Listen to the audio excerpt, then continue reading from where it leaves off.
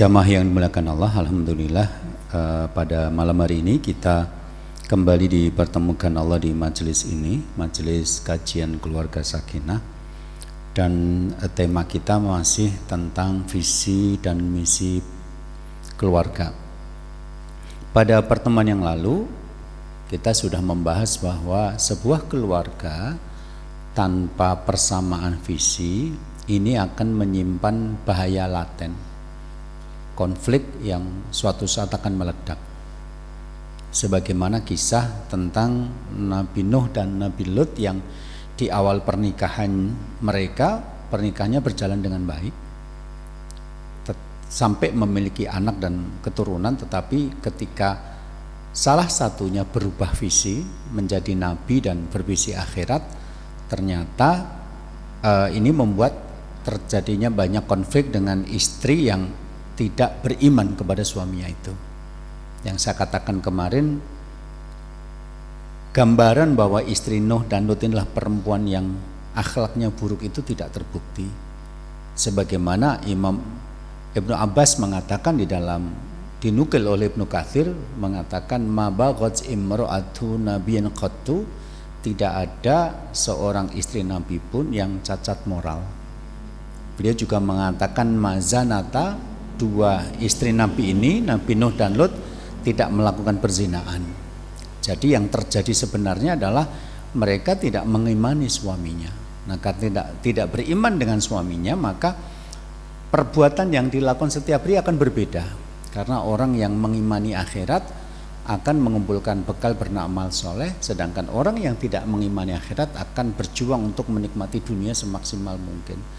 Dan ini akan melahirkan amalan-amalan yang berbeda.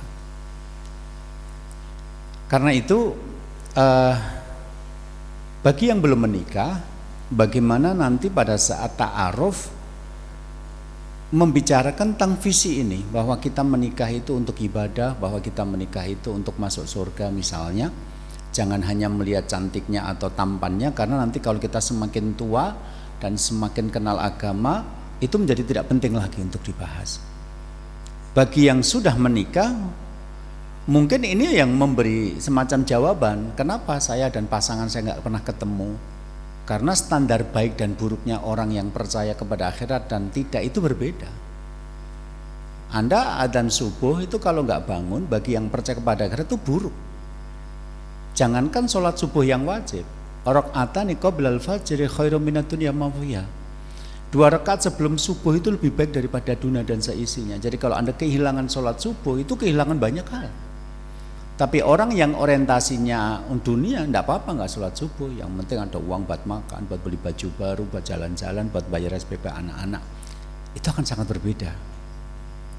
Nah, karena itu maka visi secara umum kita membahas visi dan misi pernikahan. Jadi nanti akan saya jelaskan di belakang. Sekarang kita masuk ke sini dulu. Jadi kemarin sudah kita sampaikan bahwa pada saat Rasul ditanya tentang makna kecerdasan dan keimanan ketika digabung, ayul mu'minina aqyas, ya Rasulullah, siapakah orang mukmin yang cerdas? Maka Rasul mengatakan aktsaruhum lil mauti dzikron, orang yang paling banyak mengingat mati. Jadi kalau orang banyak mengingat mati, dia khawatir kalau mati bisa datang sewaktu-waktu, sehingga kesempatan untuk beramal soleh terhenti. Maka kalau dia banyak mengingat mati, dia akan menggunakan kesempatan selama masih ada untuk banyak-banyak melakukan amal soleh. Wa ahsanu lima badus tidadan, dan orang yang paling baik persiapannya untuk hidup sudah mati. Jadi begitu dia ingat mati, dia kemudian menambah amal solehnya, memperbaiki amal solehnya, begitu terus. Itulah orang yang paling cerdas, kata Rasulullah. Maka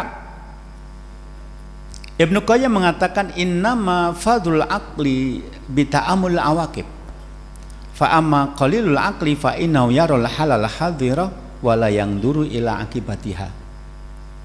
Sesungguhnya keutamaan akal adalah dengan merenungi berbagai macam akibat. Jadi besok 10 tahun lagi, 20 tahun lagi, apa ya yang terjadi pada diri saya, pada keluarga saya, pada kesehatan saya, pada keuangan saya. Akal itu keutamanya untuk merenungi, kalau melakukan baik, perbuatan baik hasilnya baik. Kalau melakukan perbuatan buruk, hasilnya adalah hasil yang buruk. Ya, in ahsantum ahsantum li anfusikum, kalau kamu berbuat baik, kebaikannya akan kembali pada dirimu sendiri. Wa in asatum falaha, dan kalau kamu berbuat jelek, kejelekannya juga akan kembali pada dirimu sendiri. Tapi orang yang qalilul akli, yang akalnya sedikit, yang jarang dipakai, itu hanya melihat keadaan sekarang, yang penting saiki, sesuk dipikir sesuk. Nah, orang-orang model kayak gini itu nanti ketika berjalannya waktu dia kaget karena apa yang terjadi beberapa tahun ke depan tidak dia bayangkan sebelumnya. Dia tidak ada persiapan untuk menuju ke sana. Termasuk ketika kita membahas Al-Quran surat Al-Mulk ayat 10, di sana ditampilkan tentang perkataan orang-orang yang masuk neraka. Jadi orang-orang yang masuk neraka itu mengatakan, lau kunna nasma'u naqilu ma kunna fi ashabis sa'ir. Seandainya dulu kami di dunia mau mendengar dan mau berpikir, tentulah kami tidak menjadi penghuni neraka sa'ir. Jadi ayat ini oleh Ibnu Taimiyah kemudian diambil satu kesimpulan bahwa yang paling banyak memasukkan orang ke neraka adalah tidak mau mendengar dan tidak mau berpikir. Coba Anda bayangkan seorang pemuda, orang Karanganyar misalnya, menikah dengan seorang pemudi dari Karanganyar juga. Pada waktu mereka menikah, ternyata tidak mengundang ustadz untuk memberi tausiah. Acaranya hura-hura, ngundang dangdutan atau campur sari. Setelah menikah, dia pergi ke luar Jawa, merantau, masuk ke hutan, kemudian nanti dapat rumah paket dari pemerintah, itu adalah rumah dari kayu. Nah, setelah nanti dia bisa mengelola ladangnya atau kebunnya, akhirnya dia untung, terus uang itu dipakai untuk bangun rumah, pelan-pelan dirubah menjadi rumah yang ada bangunannya pakai batu bata atau keramik. Kemudian nanti kalau punya uang lagi beli mobil, kalau punya uang lagi pergi ke kota untuk beli baju, jalan-jalan, makan enak, kemudian nanti bayar sekolah anak-anaknya. Laki-laki model begini kan merasa dia sudah berbuat baik, sudah bertanggung jawab pada keluarga. Karena dia belum pernah mendengar ayat yang mengatakan ku anfusakum wa ahlikum naro. Tugas kamu itu lebih penting daripada sekedar memberi makan dan minum, membelikan pakaian, membangunkan rumah, membelikan obat. Bukan. Lebih mendasar dari itu adalah menyelamatkan keluargamu dari api neraka. Tapi coba bayangkan berapa banyak orang-orang sekitar kita yang mungkin sampai matinya nggak pernah mendengar ayat ini, nggak pernah pengajian, sekolahnya di sekolah negeri yang pelajaran agamanya minim. Setelah itu juga menikahnya juga acaranya acara hiburan, bukan acara tausiah. Kemudian setelah itu dia pergi di tempat yang memang tidak ada pengajiannya juga. Saya dulu pernah ngisi di Riau, itu di salah satu perkebunan yang maju, di Okui namanya. Itu ada sepasang suami istri yang mendengar ada kajian saya, itu menempuh perjalanan 3 jam naik motor hanya untuk mendengarkan pengajian. Selesai sore-sore seperti ini, kemudian nginep di situ, baru besok pagi pulang. Saya tanya, Anda berasal dari mana? Dari sini Ustaz. Jarak tempuh berapa? Kira-kira 3 jam Ustaz. Sejauh itukah datang ke pengajian? Iya, karena tempat kami nggak ada. Nah, karena mereka tidak mendengar ayat-ayat seperti ini, mereka merasa bahwa tugas saya ya membangunkan rumah, tugas saya ya belikan mobil, ngajak jalan-jalan, belikan makan, belikan minum, ganti baju yang baru, bayar sekolah. Mereka tidak pernah mendengar ayat mengatakan tugas kamu menyelamatkan keluargamu dari api neraka loh. Nah, aunakilu atau berpikir. Jadi setelah mendengar pun kadang-kadang cuma sayup-sayup sampai gitu loh. Anda datang ke walimahan, kemudian nanti ustadznya mengatakan kepada pengantin berdua, ayo bahu-membahu masuk surga, karena pernikahan itu sebenarnya adalah tangga menuju ke surga. Bahkan surga dunia itu surga akhirat itu kalau diambil secuil dihadirkan ke dunia, itu namanya baiti jannati, rumahku adalah surgaku. Oke, Anda mendengar itu, tapi belum tentu sampai di rumah nanti jadi greget terus ngomong sama istri, "Dek, mulai saiki ayo bahu-membahu mlebu surga." Enggak begitu. Banyak yang mendengar pun akhirnya juga tidak berpikir. Ya pernah mendengar, tapi setelah itu apa yang dilakukan setiap hari ya sama aja dengan yang kemarin-kemarin. Jadi ayat ini menunjukkan, kata Ibnu Taimiyah, bahwa orang yang hal yang paling banyak memasukkan orang ke neraka adalah tidak mau mendengar dan tidak mau berpikir. Oke. Jadi mendengar dan berpikir untuk apa? Untuk akibat di kemudian hari. Maka di sini tadi sudah saya sampaikan apa perbedaannya visi dan misi. Secara umum saja, nanti tidak ribet. Visi itu adalah capaian yang ingin dituju di masa depan. 10 tahun lagi, 20 tahun lagi, 30 tahun lagi, atau kapan. Itu namanya visi. Sementara misi adalah apa yang dilakukan setiap hari untuk mencapai visi itu. Gampangnya gitu aja deh, daripada nanti susah-susah. Itu ya. Jadi saya kira-kira 20 tahun lagi berharap rumah tangga saya menjadi seperti apa, itu visi. Saya berharap besok ke depan rumah tangga saya akan menjadi rumah tangga seperti namanya visi. Nah, misi adalah yang dilakukan sehari-hari untuk menuju itu. Gampangannya begitu. Sekarang kita masuk. Lah kalau begitu apa visi? Jadi kita bicara visi dulu. Visi keluarga Islam itu apa? Ingat, saya katakan kalau sampai visinya tidak sama, suatu saat akan meledak. Visi orang menikah dalam Islam itu kalau dibagi menjadi dua, yang pertama visi dunia dan yang kedua adalah visi akhirat. Visi dunia terangkum dalam surat Al-Furqan ayat yang ke-74 ini, ya. Visi akhirat, visi dunia terangkum di dalam surat Al-Furqan ayat yang ke-74 ini. Walladzina yaqulun, dan orang-orang yang berkata, orang-orang yang berdoa, maksudnya begitu di sini. Rabbana, ya Allah ya Rabb kami, hablana, anugerahkanlah kepada kami, min azwajina, dari pasangan-pasangan kami, wa dzurriyyatina, dan juga keturunan-keturunan kami, qurrata a'yun, orang-orang yang menjadi penyejuk mata. Jadi kalau lihat mereka itu hati kita menjadi tenang, menjadi senang, puas.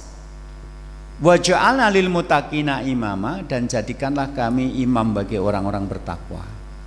Jadi orang-orang itu berdoa agar diberi Allah pasangan dan keturunan yang nanti menjadi penyejuk mata. Jadi bagaimana ketika seorang suami melihat istrinya menyenangkan di matanya. Bagaimana ketika istri melihat suaminya, suami ini menyenangkan di matanya. Bagaimana ketika mereka melihat anak-anak, mereka puas, mereka terharu karena maunya anak-anak yang menyenangkan seperti ini. Jadi visi pernikahan yang pertama adalah menjadikan anggota keluarga sebagai qurrata a'yun, sebagai orang-orang yang menyenangkan.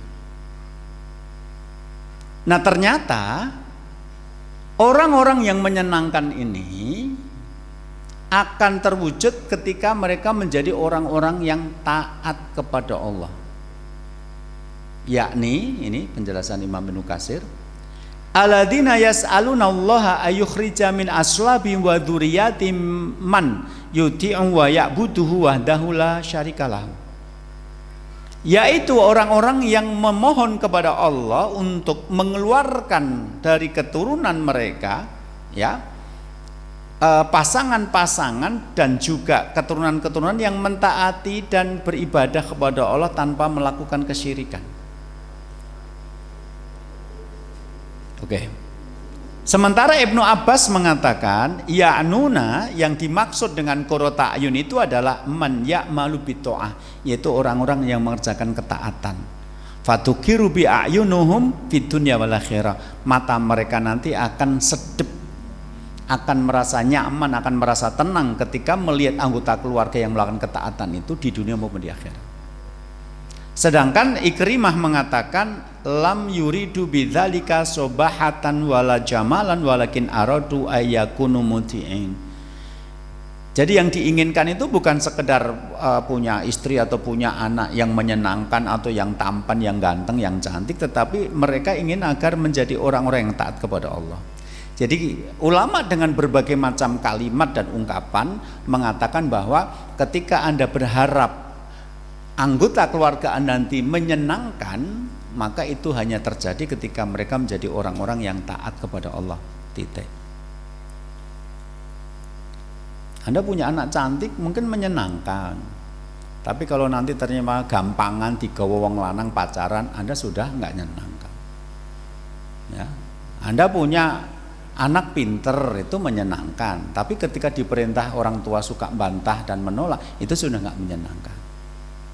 Ini sampai ada seorang imam namanya Imam Hasan Basri mengatakan gini, wallahi ma syai'a ahabu ilal mar'il muslim min an yara walidan awala dan ahman aw akhan muti'an lillahi azza wa jalla. Demi Allah, tidak ada yang membuat seorang muslim itu senang kecuali ketika melihat orang tuanya, anaknya, pasangannya dan saudaranya menjadi orang yang taat kepada Allah. Jadi Imam Hasan sampai bersumpah, demi Allah, yang membuat seorang muslim hatinya senang itu nanti kalau melihat pasangannya itu taat kepada Allah, melihat orang tuanya taat kepada Allah, melihat anaknya taat kepada Allah, melihat saudaranya taat kepada Allah. Nah, jadi kalau Anda pengen rumah tanggaan nanti berisi orang-orang yang qurrata ayun atau menyenangkan, jadikan mereka orang yang taat kepada Allah. Jadikan mereka orang yang taat kepada Allah. Nah, ternyata untuk mendapatkan anak yang menyenangkan mata itu, yang menyejukkan mata itu, dimulai dari meminta kepada Allah pasangan suami atau istri yang baik. Jadi anugerahkanlah kepada kami ya Allah pasangan. Jadi kalau yang berdoa ini laki-laki berarti maksudnya diberi istri, kalau yang berdoa ini perempuan berarti maksudnya diberi suami, baru keturunan. Jadi Anda berharap punya anak yang taat kepada orang tua, yang taat kepada Allah, itu agak sulit atau hampir mustahil ketika Anda saja milih suami atau milih istri salah. Anda memilih istri yang tidak taat kepada Allah, Anda memilih suami yang tidak taat kepada Allah, kemudian berharap besok anaknya lahir anaknya taat sama Allah. Itu kalaupun terjadi itu hanya satu di antara sekian ratus, dan itu pun pengecualian, Allah yang akan memilih. Tapi secara umum ayat ini mengatakan orang yang meminta agar anggota keluarganya menjadi qurrata ayun itu minta pasangan dulu, baru nanti minta keturunan. Jadi dimulai dari memilih suami yang tepat, dimulai dari memilih istri yang tepat, baru nanti berharap anak-anaknya jadi anak-anak yang taat. Rumusnya begitu di dalam Al-Quran. Yang kedua, wa ja'alna lil muttaqina imaman, dan jadikanlah kami imam bagi orang-orang yang bertakwa. Di sini terjemahannya adalah jadikanlah kami imam bagi orang-orang yang bertakwa. Terjemahannya. Tapi kalau Arabnya tidak begitu, karena kalau terjemahannya imam bagi orang-orang bertakwa, Arabnya berbunyi wa ja'alna imaman lil muttaqin, bukan lil muttaqina imaman. Jadi kalau diterjemahkan letterlock itu begini, dan jadikanlah kami bagi orang-orang yang bertakwa menjadi imam mereka. Tapi kan terjemahnya agak sulit ya kalau didengarkan. Ini apa nih? Oh, sponsor.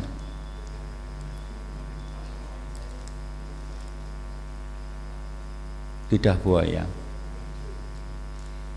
Lidahnya buaya kayak gini gitu ya. Jadi gitu. Jadi kalau Anda baca terjemahnya jadikanlah kami imam bagi orang-orang bertakwa, itu harusnya Arabnya mengatakan wa ja'alna imaman lil muttaqin. Tapi kalau kita baca Arabnya, terjemahan letternya adalah jadikanlah kami bagi orang-orang yang bertakwa menjadi imam mereka. Nah, terjemahan ini kan jadi rumit, di telinga orang tidak langsung bisa dicerna. Maka yang paling mudah adalah jadikanlah kami imam bagi orang yang bertakwa. Tapi Arabnya adalah jadikanlah kami bagi masyarakat yang bertakwa itu menjadi imam mereka. Loh, bedanya apa? Ya bedanya bahwa Anda nanti kalau mau menjadi imam bagi orang bertakwa berarti membentuk masyarakat bertakwa dulu. Jadi sebuah keluarga Islam itu nggak bisa keluarga yang tidak terlibat di masyarakat, melakukan perubahan, melakukan dakwah agar mereka menjadi orang-orang bertakwa. Anda pengen menjadi imam bagi orang bertakwa, tapi ayatnya membentuk orang bertakwa dulu baru imam mereka. Karena orang masyarakat yang tidak bertakwa tidak akan menginginkan pemimpin yang bertakwa. Anda juga harus paham tujuan kita mengimami orang bertakwa. Jadi Anda tidak perlu kemaruk menjadi imam bagi semua manusia. Enggak mungkin. Rasulullah saja juga ada yang menolak, kok apalagi cuma kita. Jadi hari ini misalnya maaf ya, kadang-kadang kalau terjadi pemilihan pemimpin daerah atau provinsi atau pusat itu kan seringkali nanti disajikan dulu hasil polling, siapa orang yang paling diinginkan masyarakat untuk menjadi pemimpin. Biasanya polling-polling begitu didanai oleh pihak-pihak tertentu untuk menggiring opini masyarakat. Oh, itu yang menginginkan jadi pemimpin 50%, yang ini cuma 20%. Jadi elektabilitasnya tidak cukup untuk menjadikan dia sebagai pemimpin. Tapi harus Anda ingat bahwa yang disurvei itu bukan orang bertakwa. Maka hasil survei itu hampir selalu menempatkan orang-orang Islam yang baik selalu tidak punya elektabilitas. Karena yang disurvei ya banci-banci kaleng, pemilik industri pasar hiburan malam, yang punya pabrik ciu, pabrik kayak gitu disurvei. Maka mereka juga pengen aman dong usahanya nanti, maka mereka milihnya orang-orang tidak bertakwa, karena kalau bertakwa mesti pabrik mereka nanti ditutup, banci suruh ganti operasi kelamin lagi jadi laki-laki misalnya gitu ya. Mereka nggak mau begitu.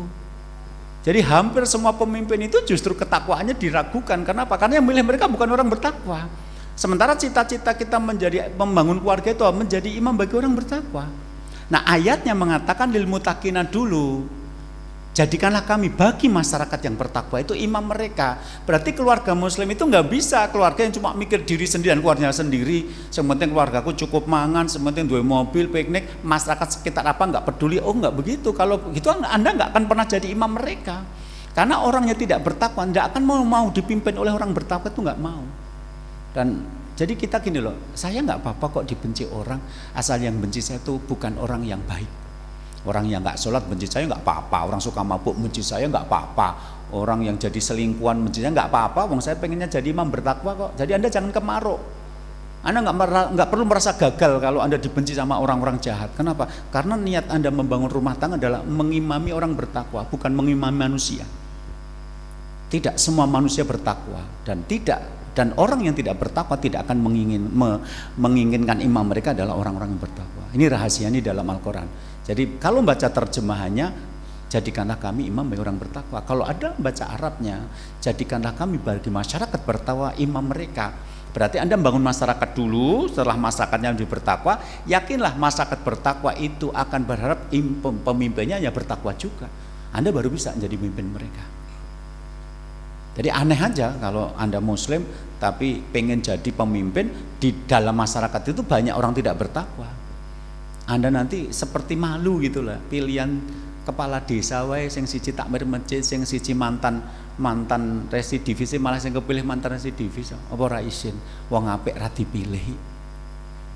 Itu kan banyak kejadian di kampung-kampung yang kepala desa gitu kan, kadang-kadang kita mirisnya itu gitu, orang baik takmir masjid ning ora mergo ra didit ora kepilih. Sing mantan preman kepilih mergo dum-dum duit. Lah sing pilih kan ora bertakwa. Dit 50 ewe iso malih berubah pikiran kan ya ora bertakwa toh. Mau dienggo jajan bakso gur sepisan mangan untuk nasib 5 tahun ke depan kok. Lah ya memang orang bertakwa. Nek versi depan tadi otak era dinggo kok. Kan otaknya dinggo tuh mikir nasib ke depan. Kan tadi dikatakan oleh Ibnu Qayyim al-Jauziyah, sesungguhnya keutamaan akal tuh memikir nasib ke depan. Lah kowe dikait 50 ewe lho iso memilih sing ora bertakwa kok. Harga akhiratmu hanya 50.000 rupiah kok leleh. Harap ngopo? Melu pengajian rak penting jadinya kalau akhirnya seperti itu yang kamu lakukan. Jadi inilah yang menjadi tujuan kita menikah. Anggota keluarga kita menyenangkan, bagi anggota keluarga yang lain namanya qurratu ayun, dan anggota keluarga kita nanti bisa menginspirasi kebaikan bagi masyarakat. Karena apa? Kita ingin memimpin mereka orang yang bertakwa itu.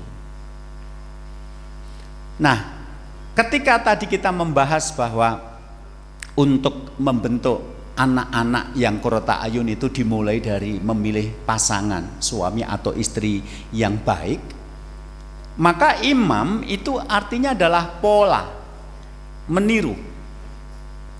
Jadi kalau Anda ingin membentuk masyarakat, menjadikan keluarga Anda imam bagi orang bertakwa, berarti Anda harus menjadi orang tua yang siap ditiru oleh anak-anak Anda. Jadi begini, suatu kali Rasulullah itu memimpin musyawarah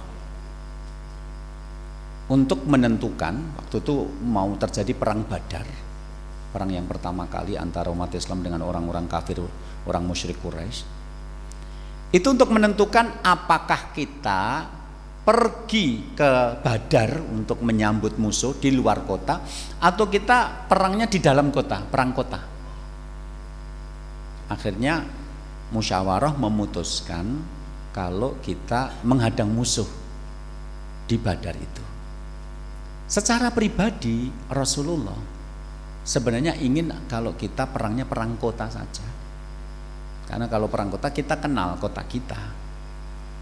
Gang yang buntu mana, gang yang nanti masuk rumah orang mana, mana yang apa tanah naik, mana yang mendatar, mana yang menurun kita tahu. Jadi kalau kota ini kota kita kenal kota ini. Nanti kalau perang dengan musuh kita akan menang.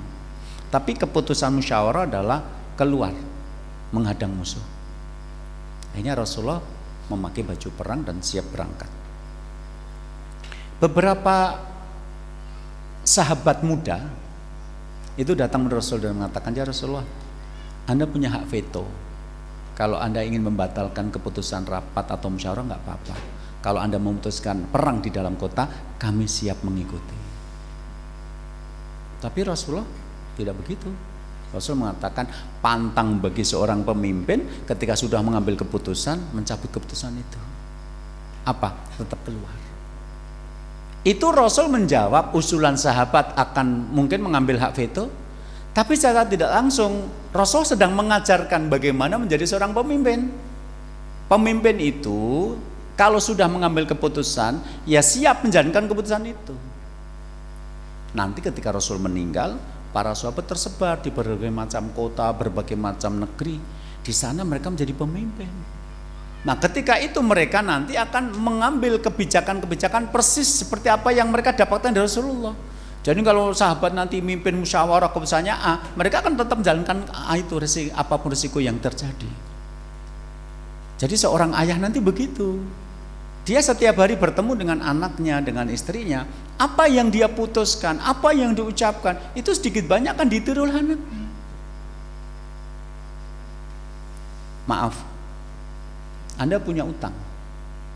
Terus ada orang yang nagih, dapat kolektor. Mas, utangnya dibayar. Terus Anda ngomong, Mas, aku utang karo kowe ndek iki nyang kantor. Ini urusan aku dengan kamu. Jangan sampai istri dan anak aku tahu. Besok kita bahas di kantor. Itu berbeda dengan seorang suami yang punya utang malah bojone sing dijokke. Dek lunga kok ngomah, handphone dimatikan, lah depan datang ke rumah ketemu sama istrinya. Ibu bapak mana?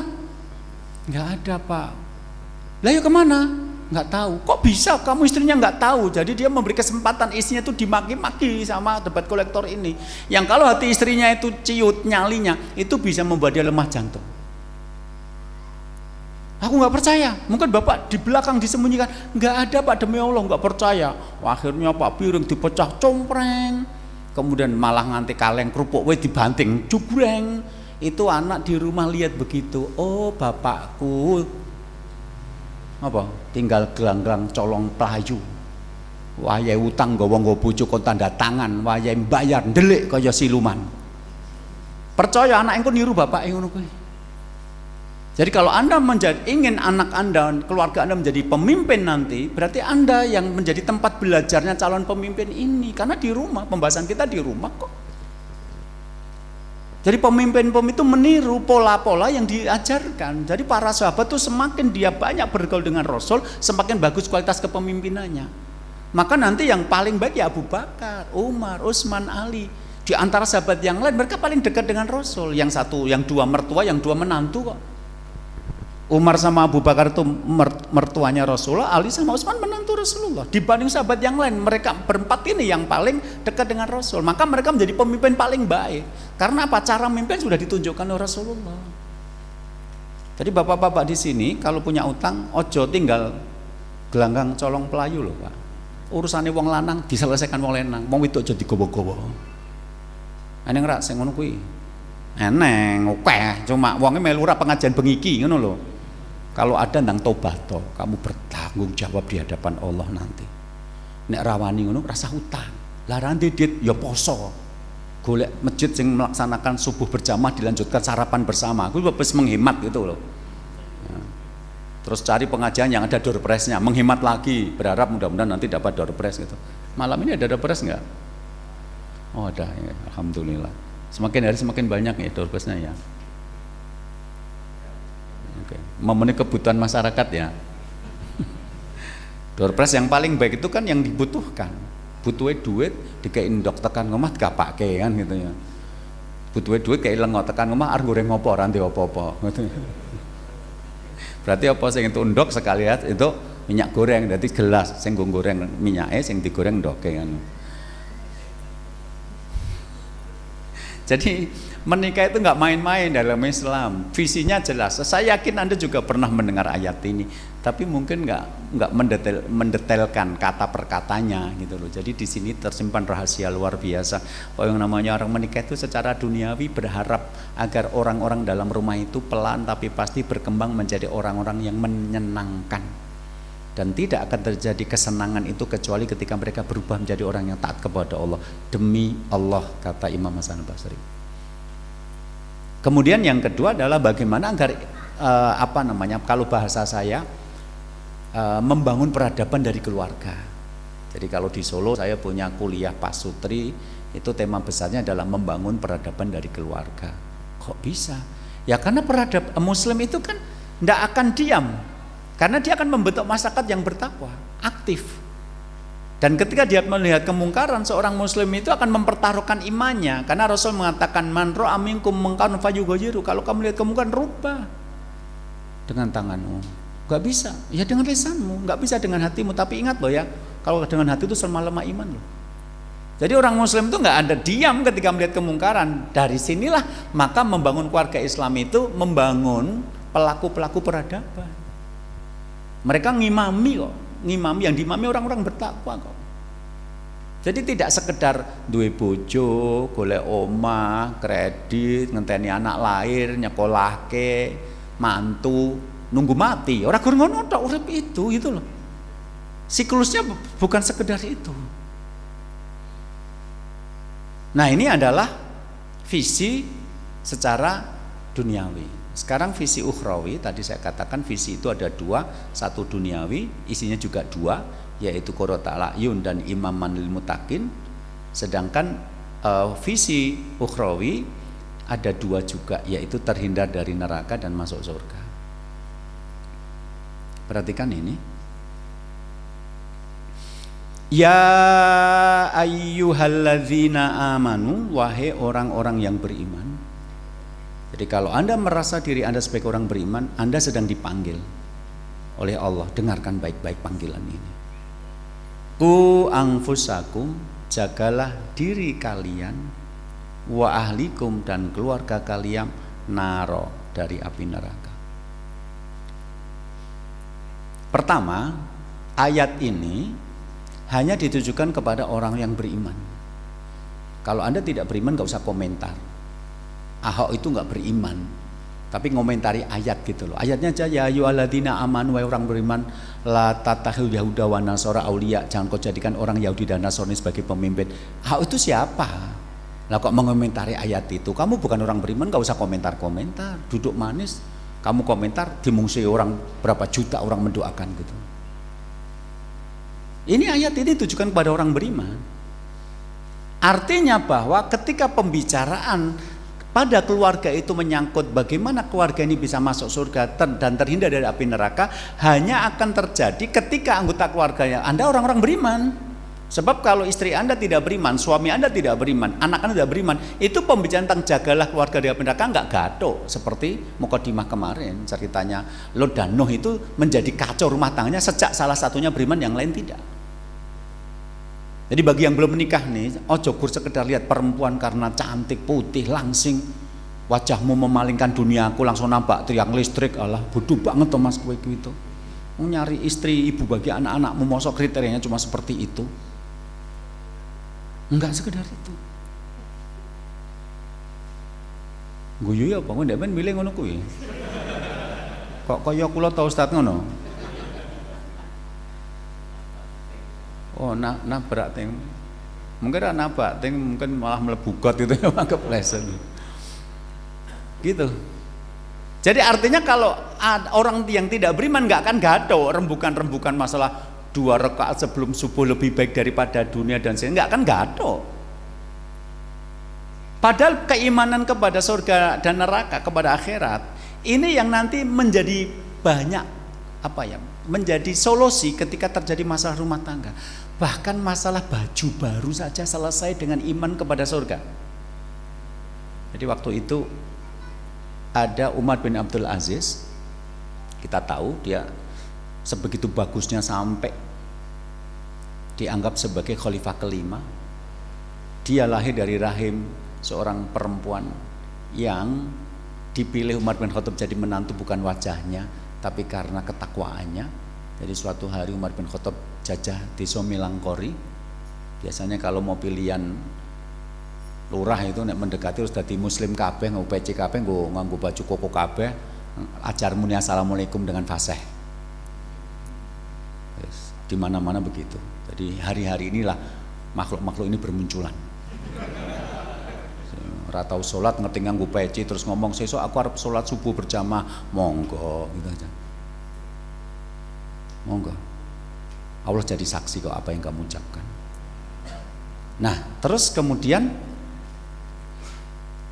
Umar bin Abdul Aziz ini, Umar bin Khattab tadi kemudian menemukan ada dialog antara seorang ibu dengan putrinya. Besok kalau jualan susu dicampur air biar untungnya banyak. Si putri mengatakan bahwa bukankah Umar bin Khattab sudah membuat peraturan kalau jual susu nggak boleh dicampur dengan air? Tetapi Umar bin Khattab kan nggak ada, kata ibunya. Ya nggak ada, tapi Allah ada. Dialog ini menyentuh hati Umar bin Khattab. Dia tandai rumah itu, kemudian dia pulang. Dia kumpulkan anak laki-lakinya dan mengatakan, siapa di antara kalian yang sudah siap nikah, maka nikahilah perempuan yang rumahnya ada di desa ini, yang bapak kasih tanda seperti ini. Itu menunjukkan bahwa nikah ki ora kudu urut tuwa, sapa sing siap. Kadang-kadang wong desa ngono kuwi. Arep nikah orang iso jeke masmu wae rung nikah. Lah mase rupane ora patek bagus, arang metu nyang pengajian ora aneh wong kenal kok kapan di bojone. Lah ngenteni nikah kudu ngenteni sik apa Mbak Mas Ese ya mesake adine no. Kok nek kurang-kurang iman malah ngetengi pacare sik lho, nek urung ditengir tibake wong tuane urung ngizinke nikah. Umar bin Khattab tidak menyuruh yang paling tua. Siapa di antara kalian yang sudah siap nikah? Ini ada perempuan luar biasa, maka ini kamu datangi kemudian kamu lamar. Nanti dari keturunan perempuan inilah lahir Umar bin Abdul Aziz itu. Nah suatu hari Umar bin Abdul Aziz ini menemukan putrinya menangis. Nangis gitu. Akhirnya ditanya lah ngopo tonduk kok ndak nangis barang. Anu bapak rencang-rencang niku pun gadah rasukan kangge bakdan lah kok kula niku anake Amirul Mukminin mboten gadah rasukan.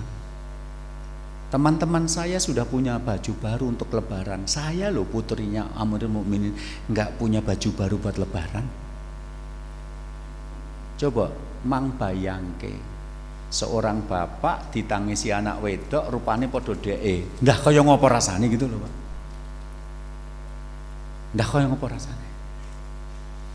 Dan dialog ini sekaligus menunjukkan bahwa anak-anak itu seringkali kalau minta barang bukan karena perlu, bukan karena butuh, tapi apa? Karena koncone duwe gitu loh, Pak. Mau koncone duwe pit cilik-cilik, anak dengan ki ra iso numpak pit tetep nangis-nangis kekejar kon nukoke pit gen padha karo kancane. Koncone di layangan, anak dengan nangis tuh tukoke lancangan. Antuk koncone duwe handphone, anak dengan nangis tuku handphone. Anak kecil itu begitu. Kehendak mereka kadang-kadang ditentukan oleh selera teman-temannya. Umar bin Abdul Aziz kemudian mengatakan, kalau begitu kamu diam di sini. Bapak mau nyari uang buat beli baju baru. Seorang bapak ditangisi anaknya itu gimana sih? Akhirnya Umar bin Abdul Aziz pergi ke Baitul Mal, kantor kas negara, cari uang. Mau ngambil tabungan? Enggak punya tabungan. Yang paling mungkin diambil uangnya adalah gaji bulan depan. Saya mau ngambil uang bisa nggak? Uang yang mana? Uang tabungan nggak punya. Gaji saya bulan depan. Loh kenapa? Anak perempuan saya nangis karena nggak punya baju baru dan saya pengen membelikan dia baju baru.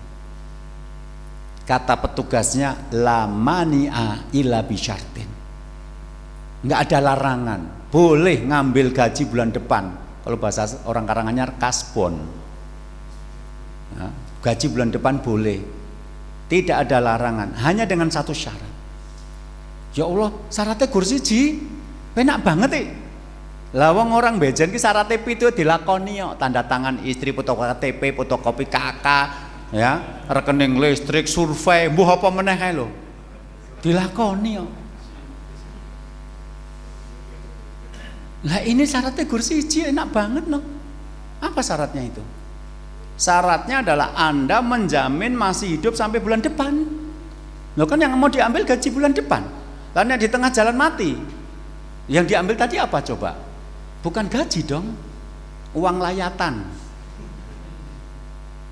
Jadi kalau Anda bisa menjamin memberikan masih hidup sampai bulan depan, uang keluar. Tapi Mbak justru karena satu ini nggak bisa ngambil. Enggak, kalau begitu saya nggak jadi ngambil karena saya tidak bisa menjamin masih hidup sampai bulan depan. Pulang ke rumah, tangan kosong. Anak-anaknya pada sudah menunggu dan berharap bisa lebaran pakai baju baru. Namanya anak-anak. Saya juga pernah anak-anak kok. Dulu waktu saya dibelikan baju seminggu sebelum lebaran, tak anggum yang dalan meta mlebu ngomah semasa bagus dhewe ngono kae kok. Apalagi di kampung tetangga saya bajunya tidak sebagus itu. Mereka melihat bapak pulang gontai, tangannya hampa. Terus bapak cerita, tadi bapak sudah sampai ke Baitul Mal, sudah mau ngambil uang dan diperbolehkan, yaitu gaji bapak bulan depan, tapi ada satu syarat yang bapak nggak bisa penuhi, yaitu bisa menjamin masih hidup sampai bulan depan. Sudah dijelaskan sama anak-anak itu. Kemudian terakhir Umar bin Abdul mengatakan, kalau kalian tetap pengen dibelikan baju baru, maka kalian telah membuat bapak ini susah. Tapi kalau kalian pengen masuk surga bersama bapak, tahun ini kita nggak pakai baju baru. Anak-anaknya mengatakan, bapak kami pengen masuk surga bersama bapak, dan karena itu tahun ini kita tidak pakai baju baru. Loh, kelambiannya rampung goro-goro iman kepada surga kok. Nah anaknya jangan ra percaya karo swarga. Tuh kok kepit motor, isin koncone ndepit motor anyar Quran duwe. Bapak ra ndede. Lho piye carane? Nang pit motor ora nganggo uang muka ya iso lho. Lah engko mbayare cicilane piye? Ya dipikir engko sing penting tau ngrasake numpak lho piye coba. Sampai pernah lho di Tawangmangu itu ada seorang anak sampai 3 tahun nggak ngomong dengan bapaknya gara-gara minta dibelikan sepeda motor, ternyata bapaknya nggak mau membelikan. Nah akhirnya terjadi keruwetan, benang kusut nggak selesai. Anaknya kan jadi nggak mau ngomong sama bapaknya, disuruh saudaranya nggak mau. Lah ngopo kowe dikongkon bapakmu ora gelem? Salah ya njaluk tuku motor atukoke. Terus ngomong karo bapak, Pak, lah ngopo anak njaluk motor atukoke? Ya salah ya dikongkon ra manut. Ra rampung to nek ngono carane to ya. Ra rampung. Ketika mereka tidak bicara surga neraka nggak rampung, Pak, karena semuanya cuma keinginannya hawa nafsu. Jadi urusan surga neraka itu ajaib. Nanti kalau keluarga Anda menjadi orang yang beriman, gampang, banyak hal yang bisa selesai dengan mengimani surga dan neraka itu. Terus ya, ini yang dipanggil orang-orang beriman, berarti hanya orang beriman yang nanti bisa bicara tentang surga dan neraka. Ku anfusakum, ku itu kalimat perintah, fi'il amr, wal al aslu fil amri wujub, dan hukum aslinya perintah itu wajib. Jadi ini perintahnya wajib. Ku jagalah diri kalian dan keluarga kalian dari api neraka. Jadi di sini yang menjaga itu diri sendiri dulu. Artinya orang yang tidak bisa menjaga diri sendiri tidak akan bisa menjaga orang lain. Ini prinsip leadership pertama kali. Anda nggak bisa disiplin kok Anda pengen anak buah Anda disiplin, diketawain no. Jadi pemimpin itu harus berkorban di depan. Kewibanya akan muncul di situ. Anda datang tepat waktu, nanti Anda marah-marah sama anak buah, kenapa kamu tidak tepat waktu? Anda berwibawa. Tapi kalau Anda sendiri nggak tepat waktu, Anda mau marah-marah malah diketawain. Maka konsep Quran adalah jaga dirimu sendiri dulu, baru jaga keluargamu dari api neraka. Artinya orang yang tidak bisa menjaga dirinya, tidak bisa menjaga keluarganya. Lah kok ngono neng wong wedok gelem nikah karo wong ra salat? Laki-laki yang nggak sholat itu menjaga dirinya sendiri aja nggak bisa, bagaimana Anda mengharapkan agar dia memimpin Anda masuk surga? Rak ketemu, Mbak.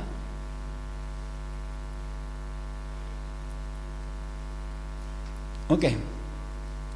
Karena itu maka sebuah keluarga itu dianggap berhasil atau gagal dalam Islam itu adalah ketika nanti di akhirat ujung-ujungnya masuk surga atau masuk neraka. Sebaik apapun yang Anda berikan kepada keluarga di dunia, rumah yang luas, bangunan yang megah, mobil yang bagus, handphone terbaru, baju yang mahal, makanan yang lezat, minuman yang segar, nek ujung-ujungnya masuk neraka, selesai. Kenapa? Karena semua kenikmatan yang Anda berikan itu bahkan tidak setara dengan setetes, dua tetes kenikmatan yang ada di akhirat. Yukta bi an ami ahli dunia min ahli nar. Besok akan didatangkan di hadapan Allah orang yang paling nikmat waktu di dunia tapi calon penghuni neraka. Maka dia dicelupkan ke neraka itu satu celupan, kemudian ditarik dan ditanyakan kepadanya, hal ra'aita khairan qattu hal marobika na'imun qattu? Apakah kamu pernah melihat keindahan? Apakah kamu pernah merasakan kelezatan waktu di dunia, kenikmatan? Dia mengatakan, la wallahi ya Rabb, demi Allah saya belum pernah melihat keindahan, saya belum pernah merasakan kenikmatan. Padahal faktanya dia orang paling nikmat waktu di dunia dulu.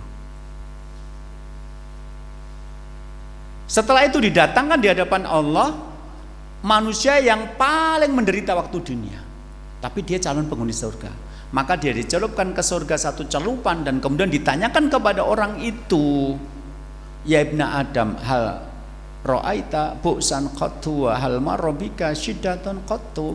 Fayaqul ya Rabb, apakah kamu pernah melihat sebuah penderitaan? Apakah kamu pernah merasakan kesakitan? Ini orang paling menderita waktu di dunia, tapi dengan merasakan surga satu celupan dia bersumpah, demi Allah saya belum pernah menderita, saya belum pernah sakit. Anda bisa membayangkan kenikmatan seperti apa dan siksa seperti apa yang membuat orang seumur hidup merasakan kenikmatan yang luar biasa, bahkan disebut orang paling nikmat di dunia. Dengan satu celupan di neraka dia langsung lupa rasa nikmat yang pernah dia rasakan. Anda bisa membayangkan kenikmatan surga seperti apa kalau orang yang waktu di dunia paling menderita, begitu dia dicelupkan ke surga satu celupan, dia lupa rasanya penderitaan yang pernah dia rasakan di dunia dulu. Menjelaskannya kan jadi sulit. Sampai nanti kita ketemu hadis ini.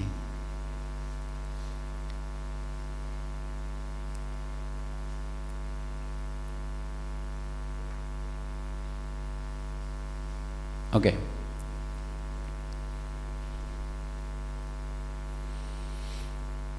Ya. Madunya fil akhirah. Dunia itu tidak ada nilainya bagi akhirat, tidak ada bandingannya bagi akhirat.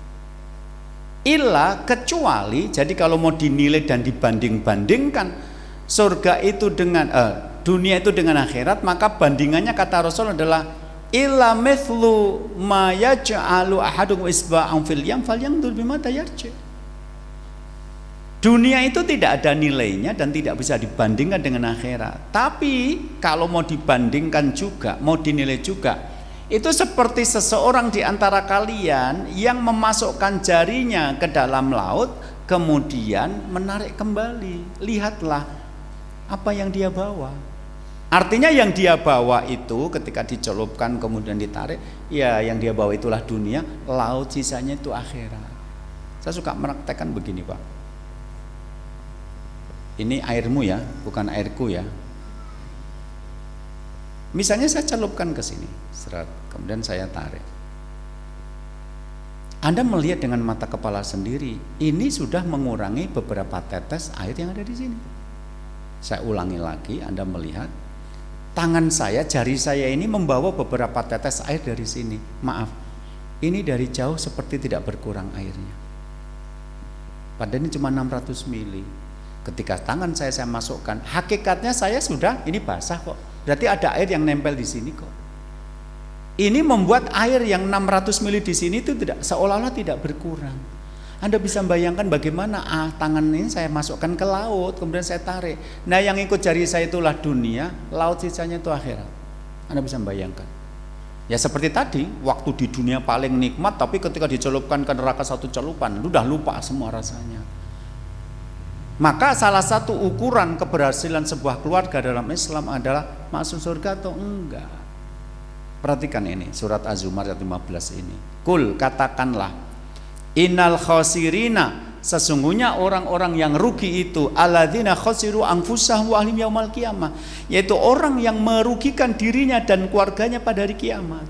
Ketahuilah itulah kerugian yang nyata, kerugian yang sebenarnya. Yang dimaksudkan merugikan diri dan keluarga pada hari kiamat ini, para ulama mengatakan mereka gagal membawa keluarganya masuk surga. Jadi ketika orang gagal membawa keluarganya masuk surga, rugi. Kemudian ayat berikutnya surat Ahzab ayat 20 mengatakan la yastawi ashabun nari wa ashabul jannah. Tidak sama penghuni neraka dan penghuni surga, itu enggak sama. Ashabul jannati humul faizun. Orang yang menjadi penghuni surga itulah orang yang faiz, yang menang, yang sukses, yang beruntung. Jadi Anda membangun keluarga, menikah, itu kalau dalam Islam bukan sekedar menemukan pria tampan atau wanita jelita, bukan sekedar bagaimana menikmati tubuhnya di atas ranjang, bukan sekedar agar besok setiap akhir pekan bisa jalan-jalan dan kulineran, bukan, tapi agar bisa masuk surga dan menghindari neraka, karena surga itu satu celupan menghilangkan penderitaan seumur hidup di dunia. Neraka itu satu celupan menghilangkan kenikmatan yang dirasakan seumur hidup di dunia. Jadi hanya orang-orang bodoh dan tidak beriman yang menukar nasib mereka di akhirat hanya dengan uang, hanya dengan kenikmatan di dunia. Nah, jadi ketika nanti kita membangun rumah tangga, itu jangka panjangnya selama hidup di dunia, keluarga Anda menjadi orang yang menyenangkan Anda. Ya Allah, punya istri kok ya soleha seperti ini, punya suami kok ya soleh, punya anak-anak soleh-soleha. Wis to nek kaya ngene uripmu penak tenan. Setelah itu Anda menjadi inspirasi kebaikan, imam bagi masyarakat sekitar Anda yang bertakwa itu, sehingga mereka menjadi baik karena ada Anda dan keluarga Anda di situ. Sementara secara akhirat, kita berharap mudah-mudahan dengan berkeluarga ini kita bisa masuk surga bersama-sama mereka dan menghindari api neraka. Itu tugas kita bareng-bareng. Nah, kalau di sini nanti terjadi perbedaan, percayalah itulah penyebab konflik yang paling mendasar dalam sebuah pernikahan. Ketika suami istri tidak ketemu pembicaraannya, ini rumah tangganya mau dibawa senang-senang atau mau dibawa ke surga. Senang-senang di surga itu kadang di dunia tidak cukup senang masalahnya. Karena ada yang halal dan ada yang haram. Nah, kadang-kadang yang haram itu justru yang disukai nafsu. Dalam rangka masuk surga kita menghindari, tapi itu menyenangkan. Nah, di situ nggak ketemu. Sedangkan orang yang tidak percaya surga neraka, ya pengennya dunia menyenangkan. Artinya apa? Apapun yang diinginkan dituruti, kan jadi beda. Secara prinsip, secara fundamental ini berbeda. Jadi nek wong nikah orang ngerembuk visi pernikahan, itu jane ya memang menyimpan bom waktu. Nyambut gawe, sing lanang, sing wedok nyambut gawe. Akhirnya uangnya ditempelkan di rumah, rumahnya dibangun karena suami istri bekerja, beli mobil. Mereka selama itu kulineran, kemudian pergi ke tempat rekreasi, makan-makan yang enak, beli baju bagus, sampai pada satu titik jenuh. Kok cuma gini-gini aja hidup itu. Kemudian salah satu di antara suami istri kenal ngaji. Oh, ternyata saya harus menyiapkan diri untuk masuk surga, menghindari neraka. Berarti banyak dong harus dikoreksi selama ini. Uangnya tidak semuanya buat senang-senang loh, ada yang buat infak sedekah. Ya, oh, waktunya bukan hanya untuk istirahat loh, tapi juga untuk ibadah. Mulai banyak terjadi perubahan. Lah kalau pasangannya tidak siap, kan mulai bertengkar. Biasanya tidur sampai jam 6, jam 7. Sekarang jam 4 dioprak-oprak karo bojone. Ya bangun, sudah adzan subuh, sholat. Lawang 15 tahun duwe anak 5 we ya ora tau rembukan sholat, ra masalah, yang penting njaluk duit dituruti kok saiki dadak ngembuk sholat. Mbok aja fanatik, mbok aja sok suci, mbok aja dadi wong aja pengapling surga. Sudah mulai terjadi pertengkaran. Ketika suaminya tetap nggak sholat, si istri datang ke tempat saya.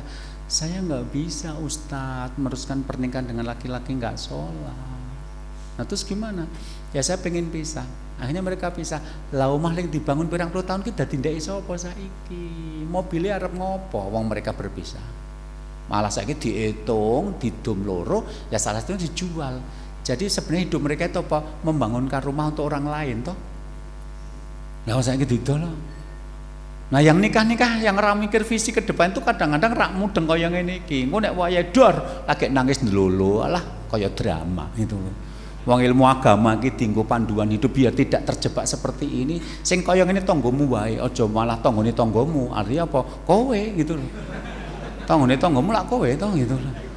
Jangan sampai loh kita dikaruniai Allah akal untuk berpikir, kita dikenalkan dengan ayat dan hadis yang sedemikian detail, mosok toh ya hidup kita sama dengan mereka yang gak kenal agama kan nggak bisa. Jadi ini ya pembahasan tentang visi pernikahan. Nun sewu Pak, yang sepuh-sepuh itu ndak menjaman nikah ra mudeng kaya ngene. Lah saya aja juga nggak mudeng. Cuma qadarullah saya ketemunya pas main ke pondok gitu loh. Terus Ustadz nanya, "Sudah nikah belum?" Lah tak goleke apa piye? Ya ora apa-apa, akhirnya saya nikah dengan ustadzah gitu loh Pak. Secara ilmu belum nyampe, tapi qadarullah dipertemukan dengan orang-orang yang baik dalam hidup saya.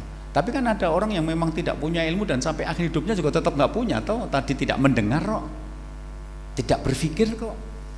Nah tentu saja yang sekarang kan berbeda. Ilmu kita sudah sedemikian mudah diakses, sehingga hal-hal seperti ini akan membuat kita malah justru semakin yakin kepada kebenaran Islam. Apa? Lah kaya ngono wae tiba-tiba dibahas kok dalam Islam. Gitu.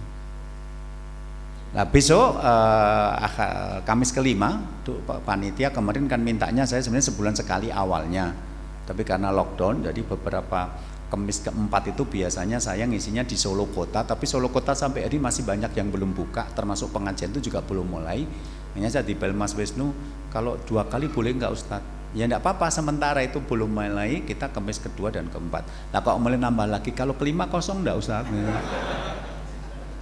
Loh kenapa kalau kelima? Nanti kalau ada orang mau nanya-nanya, ya udah, berarti hari ini nggak ada pertanyaan, adanya pembagian door prize. Ya nanti pertanyaannya minggu depan, insya Allah nanti minggu depan kita khusus membahas tentang tanya jawab. Nah setelah itu Kamis kedua bulan depan, insya Allah kita bahas tentang misinya apa. Nah untuk mencapai ini apa yang harus kita lakukan setiap hari agar pelan tapi pasti rumah tangga yang kita bangun itu menuju ke situ. Gitu. Itu kajian kita pada malam hari ini. Mudah-mudahan bermanfaat. Saya kembalikan dulu kepada pembawa acara. Assalamualaikum warahmatullahi wabarakatuh.